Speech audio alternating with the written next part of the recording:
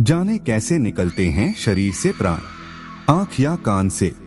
क्या क्या होता है मृत्यु के बाद। जब परिवार में किसी की मृत्यु हो जाती है तो ब्राह्मण द्वारा गरुड़ पुराण का पाठ करवाने की परंपरा है। इस ग्रंथ में भगवान विष्णु ने अपने वाहन गरुड़ को मृत्यु से संबंधित अनेक गुप्त बातें बताई हैं। मृत्यु के बाद आत्मा यमलोक तक किस प्रकार जाती है, इसका विस्तृत वर्णन भी गरुड़ पुराण में किया गया है। आज हम आपको गरुड़ पुराण में लिखी कुछ ऐसी ही खास व रोचक बातें बता रहे हैं। नमस्कार मित्रों, स्वागत है हमारे नए वीडियो में। मित्रों, आप हमारे चैनल पर पहली बार आए तो कृपया हमारे चैनल को सब्सक्राइब कर बेल आइकन को प्रेस अवश्य करें। ऐसे निकलते हैं शरीर से प्राण। गरुड़ पुराण के अनुसार जिस मनुष्य की मृत्यु होने वाली होती है वह बोलना चाहता है लेकिन बोल नहीं पाता। अंत समय में उसकी सभी इंद्रियां, बोलने, सुनने आदि की शक्ति नष्ट हो जाती हैं और वह हिल डोल भी नहीं पाता। उस समय दो यमदूत आते हैं। उस समय शरीर से अंगुष्ठ मात्र, अंगूठे के बराबर आत्मा निकलती है जिसे यमदूत पकड़ लेते हैं। यमराज के दूत उस आत्मा को पकड़कर यमलोक ले जाते हैं, जैसे राजा के सैनिक अपराध करने वाले को पकड़ कर ले जाते हैं। उस जीवात्मा को रास्ते में थकने पर भी यमराज के दूत डराते हैं और उसे नरक में मिलने वाले दुखों के बारे में बार बार बताते हैं। यमदूतों की ऐसी भयानक बातें सुनकर आत्मा जोर जोर से रोने लगती है, किंतु यमदूत उस पर बिल्कुल भी दया नहीं करते हैं।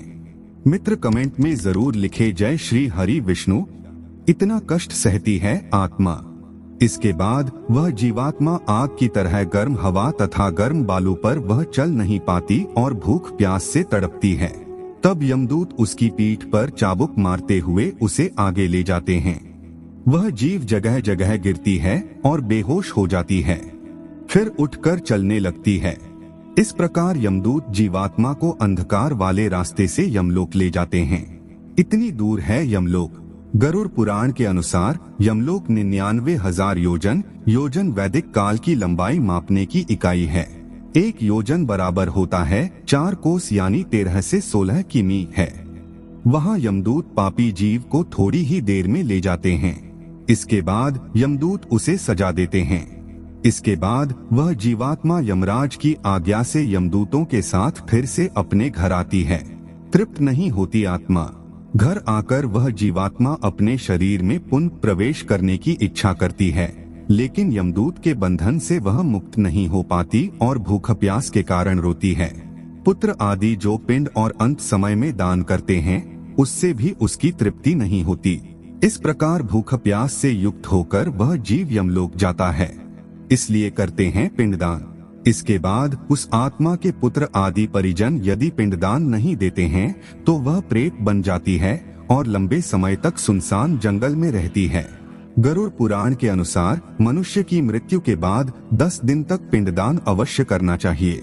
पिंडदान से ही आत्मा को चलने की शक्ति प्राप्त होती है। ऐसे बनता है आत्मा का शरीर। शव को जलाने के बाद मृत देह से अंगूठे के बराबर का शरीर उत्पन्न होता है। वही यमलोक के मार्ग में शुभ अशुभ फल को भोगता है। पहले दिन पिंडदान से मूर्धा, सिर, दूसरे दिन से गर्दन और कंधे, तीसरे दिन से हृदय, चौथे दिन के पिंड से पीठ, 5वें दिन से नाभि, छठे और 7वें दिन से कमर और नीचे का भाग, 8वें दिन से पैर, 9वें और 10वें दिन से भूख प्यास आदि उत्पन्न होती है। कितने दिन में आत्मा पहुंचती है यमलोक। यमदूतों द्वारा 13वें दिन आत्मा को पकड़ लिया जाता है। इसके बाद वह भूख प्यास से तड़पती हुई यमलोक तक अकेली ही जाती है। यमलोक तक पहुंचने का रास्ता वैतरणी नदी को छोड़कर 86,000 योजन है। 47 दिन लगातार चलकर आत्मा यमलोक पहुंचती है। इस प्रकार मार्ग में 16 पुरियों को पार कर जीव यमराज के पास पहुंचता है। क्यों मरते समय किसी व्यक्ति की आंखें उलट जाती है? मृत्यु तो सभी को आनी है, क्योंकि धरती पर कोई अमृत पीकर नहीं आया है। सभी को एक दिन इस संसार सागर को छोड़कर जाना ही होता है। इसलिए किसी के मरने में कोई आश्चर्य की बात नहीं है, लेकिन किसकी मृत्यु कैसे हुई और मरते समय किसकी कैसा दशा हुई है, यह कई रहस्य से पर्दा उठा देता है। आपने शायद देखा या सुना होगा कि कुछ लोगों की आंखें मरने के बाद उलट गई या मृत्यु के समय किसी व्यक्ति ने मल मूत्र का त्याग कर दिया। असल में यह आत्मा के शरीर त्यागने की स्थिति के कारण होता है, लेकिन इसके पीछे एक डरवाना सत्य है। इस सत्य को जानकर आपके होश उड़ जाएंगे। गरुड़ पुराण में भगवान विष्णु ने पक्षीराज गरुड़ से मृत्यु के समय की स्थिति का वर्णन करते हुए कहा है कि अपने कर्मों के अनुसार व्यक्ति वृद्धावस्था में बीमार होकर शारीरिक कष्ट पाता है। शारीरिक कष्ट के बावजूद भी मोह माया से ग्रस्त जो व्यक्ति जीने की चाहत रखता है और अपने परिजनों से जिनका अधिक लगाव होता है, यानी जिनके मन में वैराग्य की भावना उत्पन्न नहीं होती है, ऐसे व्यक्तियों की अंत समय में आंखें काम करना बंद कर देती है, कान से सुनाई देना बंद हो जाता है, कफ अधिक होने से गला बैठ जाता है। व्यक्ति यमदूतों को देखता है तो अपने परिजनों से कुछ कहना चाहता है लेकिन बोल नहीं पाता। मोह माया के कारण यमदूतों को देखकर डरा हुआ व्यक्ति प्राण त्याग नहीं करना चाहता है। ऐसे समय में यम के दूत बलपूर्वक व्यक्ति की आत्मा को शरीर से निकाल लेते हैं। मोह माया में फंसे व्यक्ति की आत्मा आंखों से निकलने के कारण मरने के बाद इनकी आंखें उलट जाती है। ऐसे व्यक्ति मृत्यु के स्वयं मल मूत्र का त्याग कर देते हैं। गरुड़ पुराण में बताया गया है कि मृत्यु के समय आत्मा दोनों आंखें, दोनों कान, दोनों नासिका, मुख या फिर उत्सर्जन अंग से निकलती है। आत्मा के शरीर से निकलने के यही 9 द्वार हैं। जिस व्यक्ति की आत्मा उत्सर्जन अंग से निकलती है वह मृत्यु के समय मल मूत्र का त्याग कर देते हैं। इस प्रकार से आत्मा का शरीर त्याग करना अच्छा नहीं माना जाता है। गरुड़ पुराण में बताया गया है कि इस प्रकार से आत्मा उन्हीं की निकलती है जो जीवन भर अपने और अपने परिवार के बारे में सोचता है और उनके लिए नैतिकता का त्याग कर धन और सुख अर्जित करता है। मोह माया में उलझा व्यक्ति अपनी इंद्रियों पर नियंत्रण नहीं रख पाता है और काम वासना से पीड़ित रहता है। ऐसा व्यक्ति मृत्यु के समय जब यम के दूतों को देखता है तो घबरा जाता है और इनके प्राण नीचे की ओर सरकने लगता है और प्राणवायु नीचे की ओर से निकल जाता है। प्राणवायु के साथ अंगूठे के आकार का एक अदृश्य जीव निकलता है जिसके गले में यम के दूत पाश बांध देते हैं और अपने साथ यमलोक लेकर चले जाते हैं। इस तरह से मृत्यु बड़े ही पापी व्यक्ति की होती है।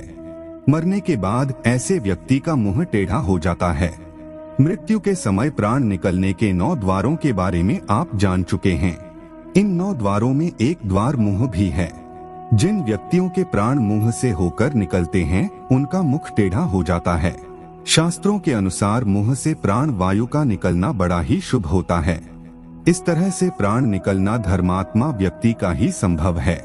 ऐसे व्यक्ति की आत्मा को यमलोक जाकर यम का दंड नहीं भोगना पड़ता है।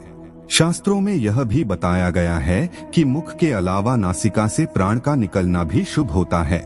इस तरह से प्राण का त्याग उन्हीं व्यक्तियों के लिए संभव है जिन्होंने कामना और मोह का त्याग कर लिया हो। परिवार और समाज में रहते हुए भी जो वैरागी हैं, वही इस तरह से प्राण त्याग करते हैं।